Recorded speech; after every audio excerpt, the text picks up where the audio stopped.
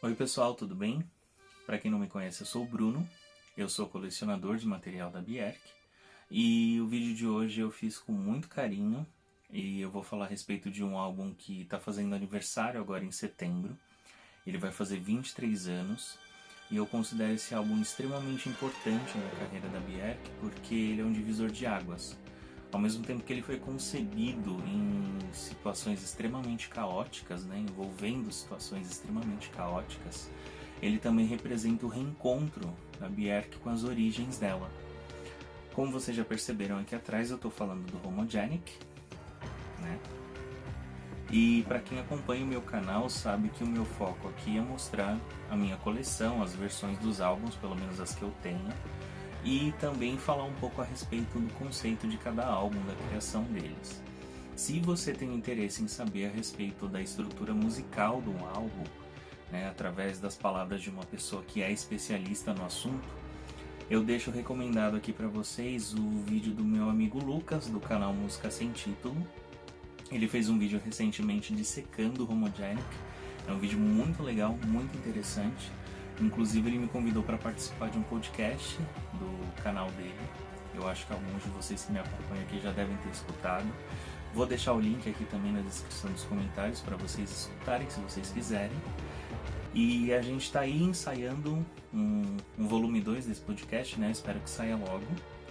Enfim, eu recomendo que vocês se inscrevam no canal do Lucas também. Ele é muito fã de Radiohead, de Sigur Rós, de folk. Ele tem uns vídeos muito legais. E que vocês se inscrevam aqui no meu canal também, se você chegou agora. E eu espero que vocês gostem desse vídeo. O Homogenic foi lançado no dia 23 de setembro de 1997. E ele leva esse nome porque, segundo a Björk, ela queria um álbum que tivesse um sabor único. Diferente do Post, por exemplo, que tem referências de vários estilos musicais. O Homogenic basicamente tem batidas e arranjos de corda. Segundo o Marcos Draves, que trabalhou com a Björk nesse álbum, ela queria representar as paisagens da Islândia, sendo que as batidas eram como se fossem as montanhas e as geleiras da Islândia, e as cordas seriam como se fossem os musgos. Além disso também, Homogenic lembra foneticamente a palavra home, que significa casa. Então é justamente aí que mora a situação onde a Björk estava tentando se encontrar. Ela estava vivendo alguns anos em Londres já, longe de casa. Ela estava vivenciando um mundo que era totalmente diferente do mundo onde ela vivia. E chegou um determinado momento em que ela começou a se perguntar, quem sou eu? Eu sou islandesa, o que eu estou fazendo aqui? A minha música é internacional, mas e quem é a Björk? Então foi a partir daí que começou o Homogenic. De certa forma, o Homogenic é como se fosse um reencontro da Björk com todo o treinamento que ela teve antes, Ela estudou música clássica, então ela acabou se reencontrando com todo esse treinamento que ela teve e ela acabou recriando a forma como ela estudou de uma maneira a recriar a música islandesa de acordo com a percepção dela. Nos anos anteriores, a Björk tinha conquistado reconhecimento internacional, até mais do que quando ela estava no Sugar Cubes, por causa do sucesso dos 2 álbuns solo. E automaticamente com isso veio também a questão de ter que lidar com a mídia, de ter que lidar com os fãs, de ter que lidar com a fofoca. E a Björk sempre delimitou muito bem esse espaço entre a pessoa pública, Björk, e a vida pessoal dela. Ela sabia que a música dela era internacional, mas e quem era ela, ela era internacional também, ela era islandesa ainda na situação onde ela se encontrava, e é basicamente essa a base do Homogenic. Inclusive ela já deu uma entrevista muito legal a respeito dessa relação artista e fã, quando ela veio aqui para o Brasil pela primeira vez. Ela deu essa entrevista na MTV, eu vou colocar um trecho aqui para vocês assistirem. I was reading an interview that was published here in Brazil that you did with the International Press Syndicate, and you mentioned something that maybe most of the artists feel like this but don't talk about that. It's the relationship between the artist and the fan. The guy sort of follows you around asking for the autograph, and you said that you don't like this kind of approach, the autograph thing, or this kind of... Can you explain it? We never had autographs in Iceland. I mean, it's just stupid because you see these people in the supermarket every day anyway. It's such a small society. And for me, what irritates me about autographs is people are humiliating themselves in front of me. And I think it's terrible. You know, I make music, but okay, you know. And I come from a family of electricians and bricklayers and very hardworking people. And for me, music is the same thing, you know. And there is soul in everything, you know. There is spirituality in everything. It doesn't live, it isn't in somebody who holds a microphone, you know. Just because I hold, you know, you hold a microphone. Yeah, that's right. Yeah, it's funny. It's just stupid, you know. And of course, we are all different. If it makes a person next to me happy, if I do like this movement, look, it takes me about 3 seconds. If the person goes, ah, and runs home and is very happy, I'm like, okay, we all got our different kicks in life, you know. But for me, it's just, it don't feel right. It's not because I don't have the time. It's just, I want people to be equal to me, you know, human, you know. Além dela ter que lidar com tudo isso, ela trabalhou tão duro durante a turnê do Post, que em um determinado momento ela perdeu a voz e ela teve que parar, né, para descansar, para poder se recuperar. E foi aí nesse momento que ela percebeu o quanto ela tinha se perdido e que ela começou a escrever as músicas do Homogenic. Ela chamou o Marcos Draves para trabalhar com ela de novo. Ele já tinha trabalhado no Post para ajudá-la com as batidas do álbum. E ela estava trabalhando com ele num estúdio dentro da casa dela, que ficava em Maida Vale, que é um bairro de Londres, e estava tudo muito bem, né, durante essa relação com eles. O Marcos Draves disse que naquela época ele tinha acabado de ter um bebê, né, enquanto ele estava trabalhando, a Björk ficava cantando canção de niná para a filha dele, uma coisa muito fofa isso. E desses primeiros encontros acabaram surgindo as primeiras músicas do Homogenic, como Yoga, Alarm Call e 5 Years. Tava tudo correndo muito bem com essa gravação do álbum caseiro, né? Do álbum em casa. Imagina só que legal você gravar um álbum sobre as suas origens no lugar onde você escolheu para ser o seu lar. Perfeito. Só que infelizmente esse processo da Björk foi interrompido por causa de uma tragédia que aconteceu. Um cara que era totalmente obcecado por ela, eu acho que a gente não pode nem chamá-lo de fã, ele se matou. E aí, para quem não conhece a história, pode se perguntar, tá, mas o que isso tem a ver, né, com a interrupção do trabalho dela? Além dele ter se matado, ele também documentou com cerca de 20 horas de vídeo o processo de construção de uma carta-bomba para Björk. Então, além dele ter se matado, ele também enviou para ela uma carta-bomba com o intuito de matá-la. E por qual motivo isso? Porque na época Björk namorava com o Gold, e o Gold é negro. E o cara era extremamente racista, enfim, ele era extremamente obcecado com ela.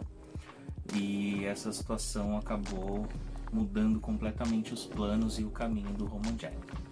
Como eu disse, a intenção do cara que se matou era que ao menos a Björk ficasse totalmente desfigurada na hora que ela abrisse a carta. E felizmente isso não aconteceu, a polícia britânica foi notificada a respeito disso, eles conseguiram interceptar essa carta. A preocupação principal da Björk era acontecer alguma coisa com o filho dela, e na primeira declaração pública que ela deu a respeito de tudo isso, ela ficou muito chocada, muito triste, com raiva, e ela disse que as pessoas não deveriam interpretá-la tão literalmente e também não deveriam se intrometer na vida pessoal dela. Além disso, também eu li uma informação de que um ano antes desse incidente, um outro fã dela tinha se matado.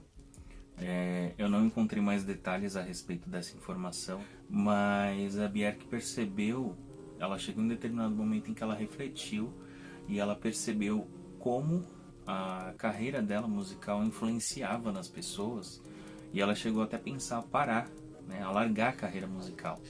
Imagina se isso acontecesse, eu não consigo nem imaginar isso.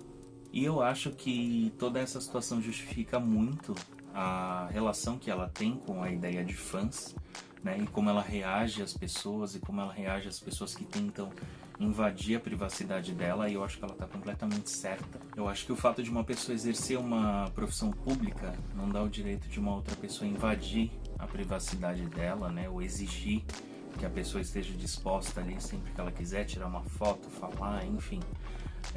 Por trás da figura do artista existe um ser humano também, né? E infelizmente as pessoas não sabem diferenciar isso. Bom, agora eu vou parar de falar e eu vou mostrar para vocês a minha coleção. Inicialmente essa daqui é a versão nacional do disco, aqui do Brasil.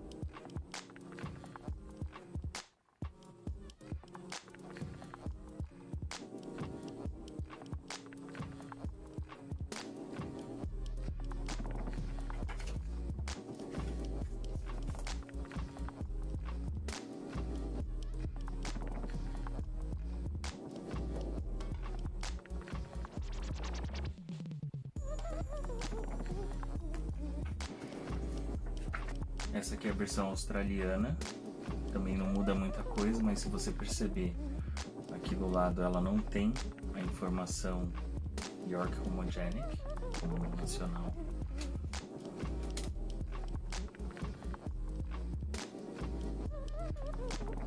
Essa aqui é a versão em Digipack. E essa versão aqui ela vem com um pôster.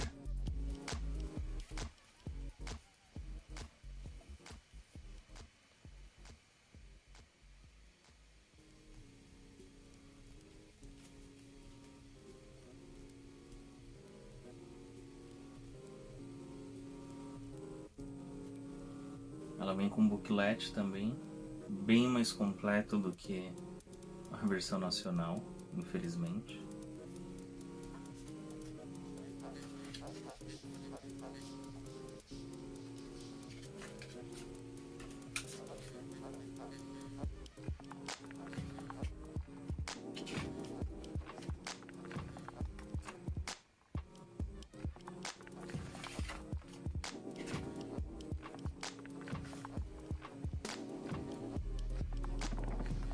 E esse daqui é o pôster que vem junto com o CD.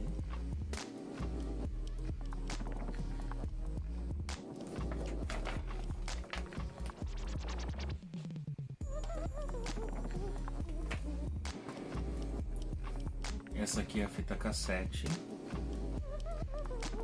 Essa versão aqui é de Istambul.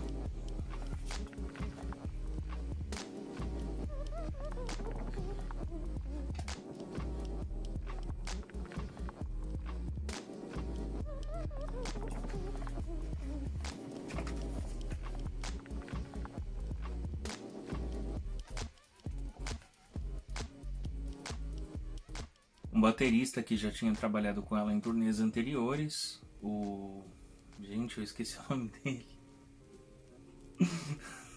Trevor Moraes.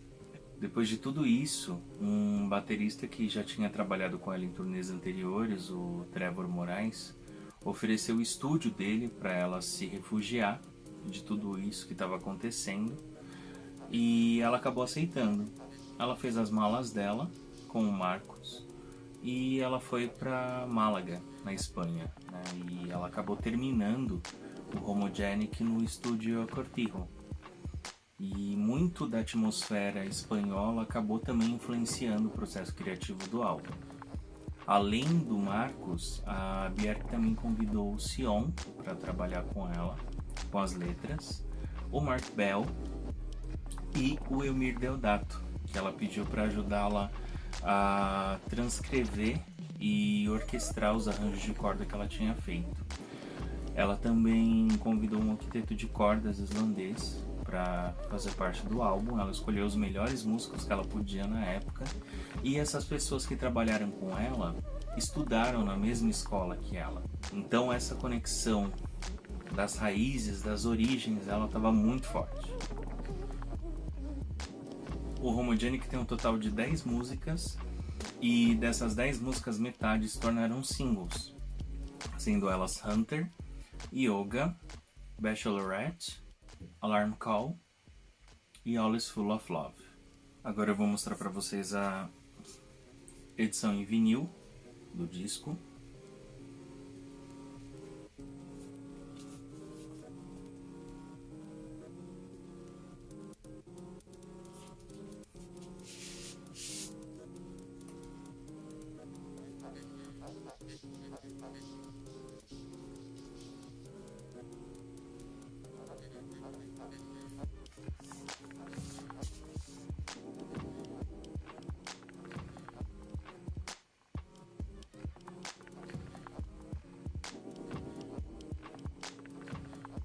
A capa do Homogenic foi fotografada pelo Nick Knight, e a direção de arte ficou por conta do Alexander McQueen, que também desenhou o kimono que ela utiliza.